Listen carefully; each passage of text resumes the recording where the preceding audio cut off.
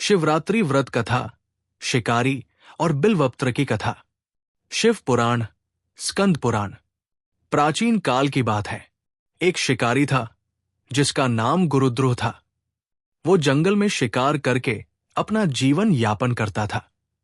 उसे न तो धर्म का ज्ञान था, न ही किसी पूजा पाठ में रुचि थी। उसने अपने पूरे जीवन में कभी किसी देवता की आराधना नहीं की थी। उसका हृदय कठोर था और उसका मन सदैव हिंसा में लिप्त रहता था। एक दिन शिकारी हमेशा की तरह शिकार के लिए जंगल में निकला, लेकिन उस दिन उसे कोई भी जानवर नहीं मिला। उसने कई घंटे भटककर प्रयास किया, मगर कोई भी शिकार हाथ नहीं आया। शाम होने लगी, अंधकार घिरने लगा और भूख प्यास से व्याकुल शिकारी को कोई उपाय नहीं सूझ रहा था। वो सोचने लगा, अगर आज भी मुझे भोजन नहीं मिला तो मैं और मेरा परिवार भूखों मर जाएगा। भोजन की तलाश में वो जंगल के और भी अंदर चला गया। भटकते भटकते वो एक नदी के किनारे पहुंचा, जहां एक विशाल बेल का वृक्ष था। शिकारी ने सोचा, रात हो चुकी है, अब अंधेरे में शिकार ढूंढना कठिन होगा। क्यों न इस पेड़ पर चढ़कर बैठा जाए और जैसे ही कोई जानवर पानी पीने आए, मैं उस पर वार कर दूं। ये सोचकर वो बेल के पेड़ पर चढ़ गया और अपनी धनुषबाण को तैयार रखते हुए वहां बैठ गया। संयोग से उस बेल के पेड़ के ठीक नीचे एक प्राचीन शिवलिंग स्थापित था, लेकिन शिकारी को इस बात की कोई जानकारी नहीं थी। रात गहरी होने लगी, ठंडी हवा बहने लगी और शिकारी को नींद आने लगी। लेकिन जैसे ही वो ऊँघने लगता, उसका शरीर असंतुलित हो जाता और वो गिरने से बचने के लिए पेड़ की शाखाओं को पकड़ता। इस हलचल में उसके हाथों से बेल के पत्ते टूटकर नीचे गिरने लगे। बेलपत्र सीधा शिवलिंग पर गिर रहे थे। सुबह तक ऐसा कई बार हुआ। शिकारी रात भर जागता रहा और अनजाने में उसके हाथों से बेलपत्र टूटकर शिवलिंग पर चढ़ते रहे। साथ ही उसकी आंखों से जो थकान और पश्चाताप के आंसू गिर रहे थे, वे भी शिवलिंग पर अर्पित हो गए। पूरी रात वो भूखा प्यासा जागता रहा। सुबह होने के साथ ही उसने देखा कि एक हिरण पानी पीने के लिए वहां आया है। शिकारी ने तुरंत धनुष पर तीर चढ़ाया और जैसे ही वो तीर छोड़ने वाला था, हिरण ने करुण स्वर में कहा, हे शिकारी, मैं अभी अभी अपनी संतानों से मिलकर आई हूं। यदि तुम मुझे मारना ही चाहते हो तो मुझे घर जाकर उनसे विदा लेने दो। मैं वचन देती हूं कि लौट कर आऊंगी, फिर तुम मुझे मार सकते हो।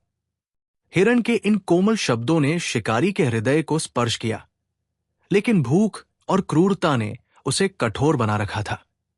वो असमंजस में था, परंतु अंततः उसने हिरण को जाने दिया।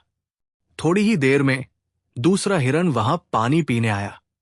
शिकारी ने फिर से धनुष उठाया, लेकिन उस हिरण ने भी विनती करते हुए कहा, हे शिकारी, मेरी भी एक पत्नी और बच्चे हैं, मुझे उनसे मिलने दो।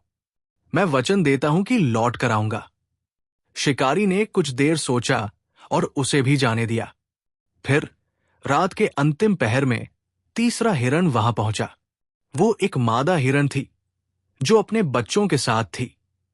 शिकारी ने उसे देखते ही तीर साधा, लेकिन हिरनी ने भी विनती की, हे शिकारी, मेरे छोटे छोटे बच्चे हैं, यदि तुम मुझे मारोगे तो वे अनाथ हो जाएंगे।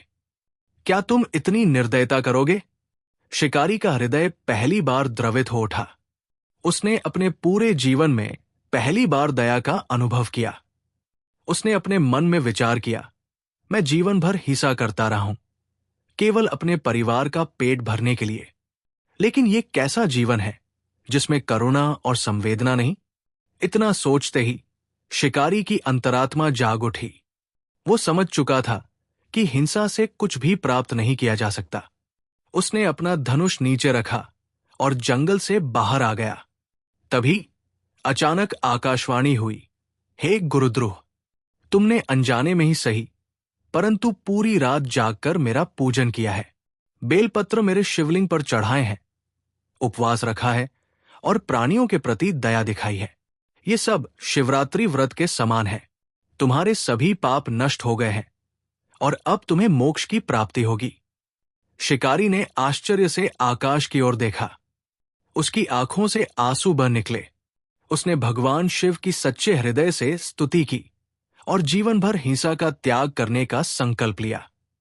वो एक संत बन गया और अपने शेष जीवन को शिव भक्ति में लगा दिया।